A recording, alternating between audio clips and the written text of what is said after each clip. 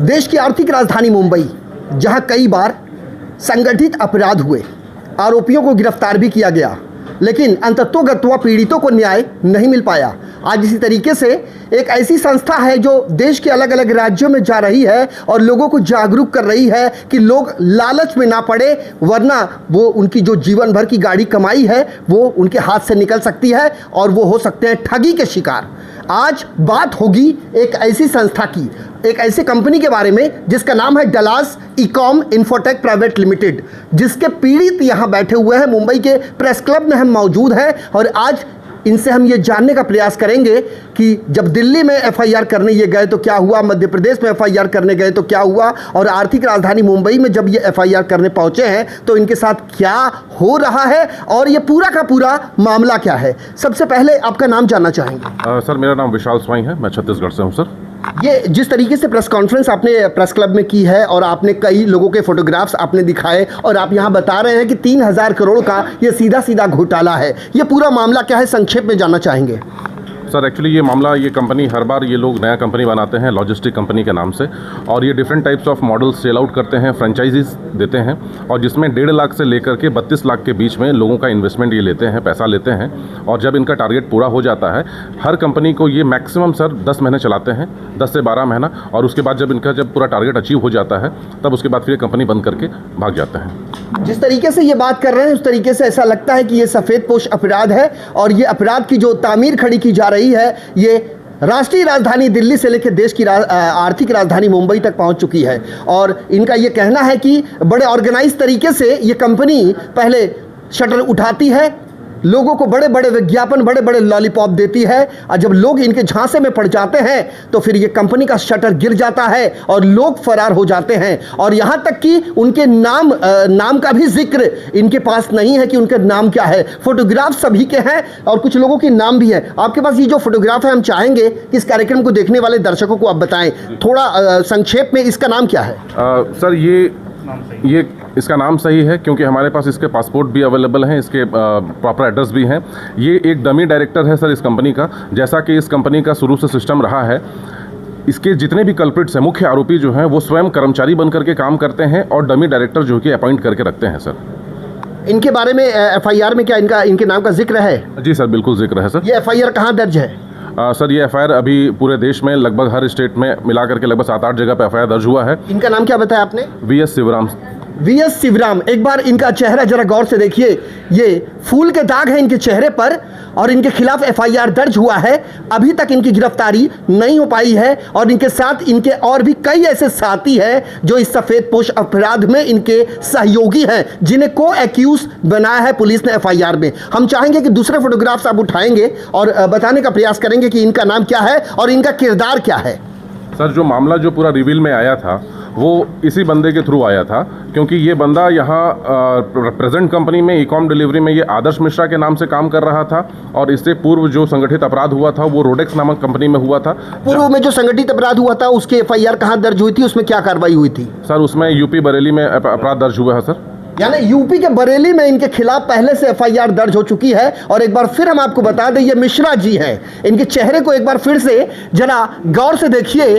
देखने में इनका चेहरा जितना मासूम दिखाई देता है, दरअसल ये उतने मासूम है नहीं। इन्होंने कईयों को अपनी ठगी का शिकार बनाया है और जो एफआईआर दर्ज की गई है उस एफआईआर में इन्हें आरोपी बनाया गया है, लेकिन अभी तक इनकी गिरफ्तारी नहीं हो पाई है। और ऐसे में यदि आपके पास भी इस तरह का शख्स कभी आपसे मिलता है या कोई लच्छेदार बात वो आपसे करता है बिजनेस पॉइंट ऑफ व्यू से, तो आप अलर्ट हो जाइएगा, वरना फ़ायदा कमाने के चक्कर में आपके पैरों तले ज़मीन खिसक सकती है।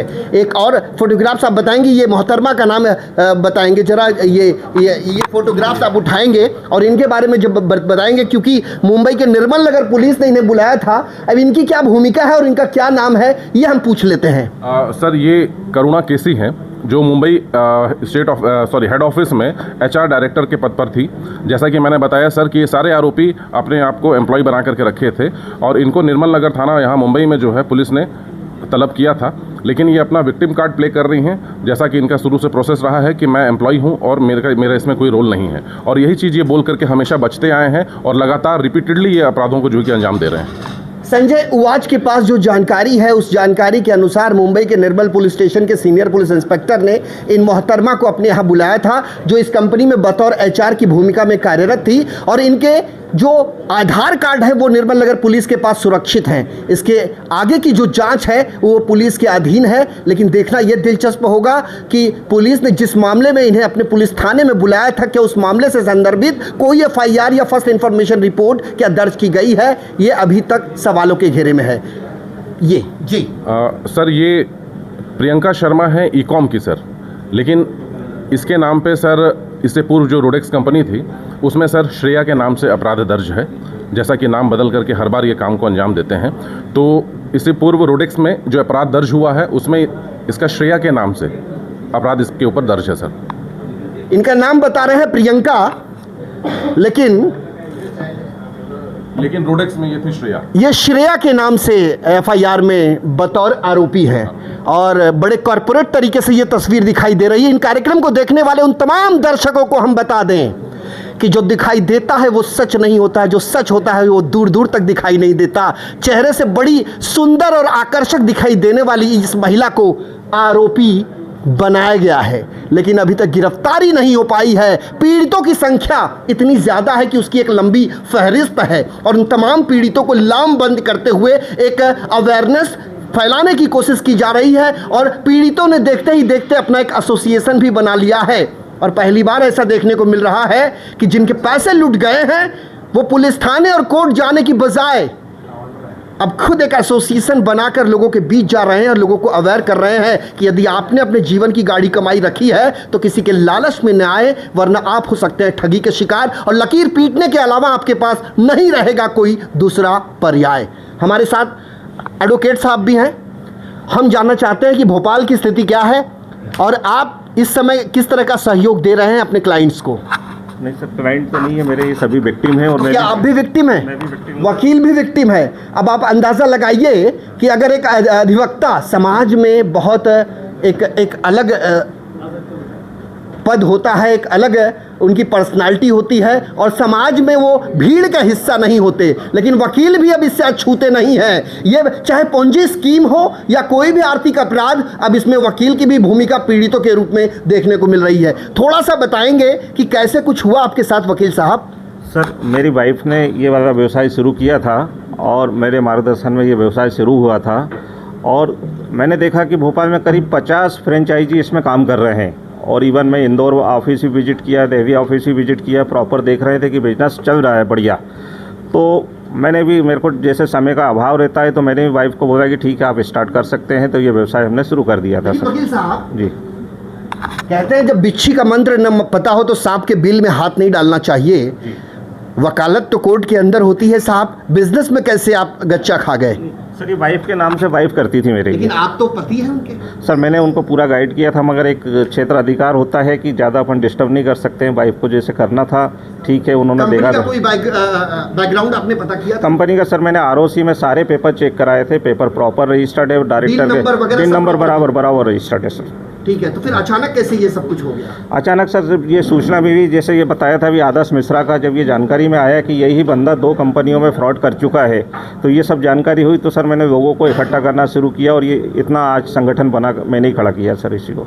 तो कुल मिलाकर ये Dallas Ecom infotech private limited का किस्सा बहुत बड़ा है, और इस किस्से में भी बड़ा हिस्सा है, और उस हिस्से में भी अलग अलग किस्सा है। हमारे साथ और भी कई लोग हैं। एडवोकेट साहब आपसे जानना चाहते हैं किस प्रकार का संदेश देंगे मुंबईकरों को कि वो मध्य प्रदेश, दिल्ली, राजस्थान जैसे लोग फंसते गए, यहाँ के लोग नहीं फंसे।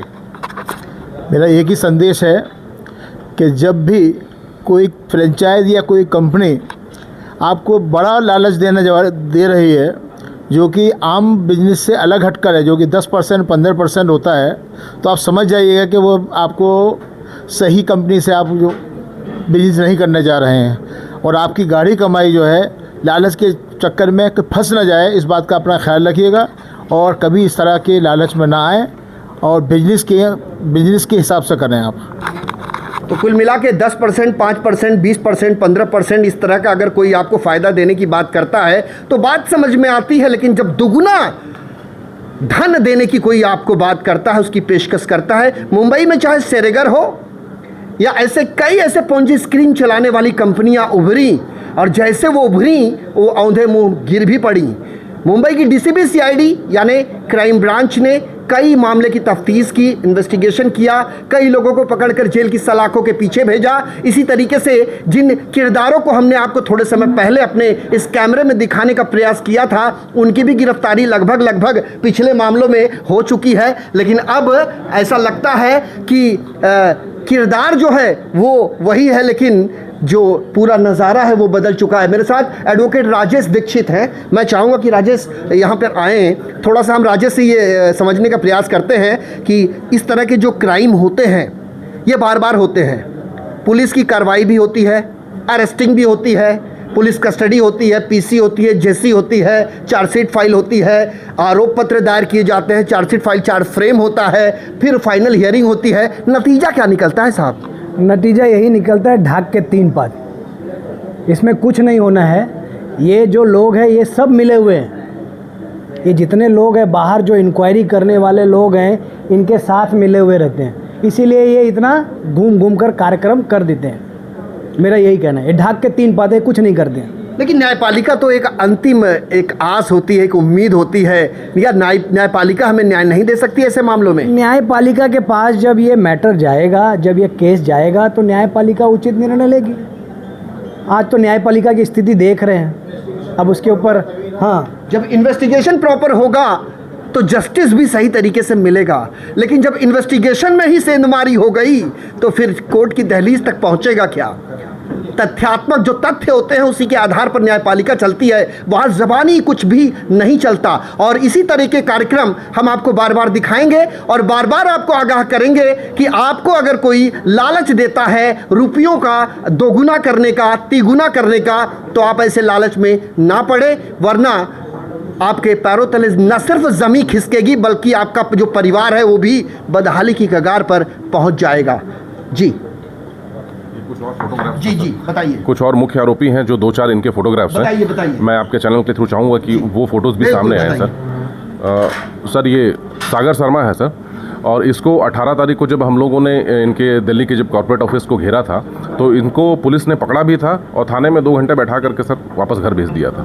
थाने में 2 घंटा बिठाया और उसके बाद वापस इनको इनके घर भेज दिया। इनका नाम सागर शर्मा है। और इसके बाद एक दाढ़ी नुमा व्यक्ति दिखाई दे रहा है, थोड़ा इसका नाम बताइए और इसका किरदार। सर इसका नाम अंकित है, लेकिन इसका ओरिजिनल नाम क्या है ये तो नहीं जानकारी है, लेकिन ये अंकित है सर, और ये अकाउंट का पूरा सेक्शन संभालता था सर, और ये बहुत मुख्य आरोपियों में से एक है सर। जी इसके अलावा और भी फोटोग्राफ्स हैं आपके पास? ये श्याम सुंदर है सर, ये दिल्ली से हैं। श्याम सुंदर का पूरा नाम बताइए। श्याम सुंदर लाल। सांवले कलर के ये श्याम सुंदर साहब हैं, चेहरा भी बड़ा सुंदर है, लेकिन इनका जो बायोग्राफी है, इनकी जो पृष्ठभूमि है वो आपराधिक है। और ऐसे व्यक्ति जो दिखने में बड़े साधारण दिखाई देते हैं और बोलने में बड़े आगे होते हैं, ऐसे ही लोग कंपनी की भूमिका में सबसे आगे दिखाई देते हैं। वो कंपनी जिसका मकसद होता है चम्मच से डालकर फावड़े से खींचना, और यही इनका एकमात्र मकसद होता है। जी सर ये संजय शर्मा है सर, ये संजय शर्मा नाम बताता है सर, मुख्य आरोपी है सर, ये पार्टनर्स हैं सर एक्चुअली। ये पूरे जो जितने 18-20 ये जितने भी आरोपी हैं सर, ये एक्चुअली इनमें से 5-6 ऐसे हैं जो बिल्कुल पार्टनर बन करके, क्राइम पार्टनर बन करके सारे क्राइम्स को ये अंजाम देते हैं, और बाकी के जो 8-10 लोग हैं ये इनके पूरे राइट हैंड लेफ्ट हैंड ये इस तरीके से मिल करके पूरा ऑपरेट करते हैं सर। तो कुल मिला के सिंडिकेट काफ़ी बड़ा है। एक एक करके तस्वीरें हम आपको दिखाएंगे तो काफ़ी समय बीत जाएगा, लेकिन बॉटम लाइन यही है कि आप किसी की बातों में आने से पहले बहुत अच्छे से, यदि आपका कोई सलाहकार है, कानूनी सलाहकार, तो उससे आप सलाह ज़रूर लेंगे। और ऐसी कंपनियों में निवेश करने के पहले कंपनी का जो खाका है, उसकी जो पृष्ठभूमि है, उसे भी आप खंगालेंगे। और पैसे डालने के बाद पैसे डालने से पहले एक बार नहीं 100 बार सोचेंगे। फिलहाल इस कार्यक्रम को दिखाने का हमारा मकसद सिर्फ इतना है कि लोगों को अवेयर करना, लोगों को जागरूक करना, ताकि लोग सोचते हैं कि कम समय में हम बहुत ज़्यादा तरक्की कर लें, लेकिन तरक्की तो मिलती नहीं। अलबत्ता साहब आपके पैसे लुट जाते हैं, और ऐसे लोगों को आगाह करना संजय उवाच का मकसद है। फिलहाल संजय उवाच के लिए मुंबई से संजय मिश्रा की रिपोर्ट, मुंबई।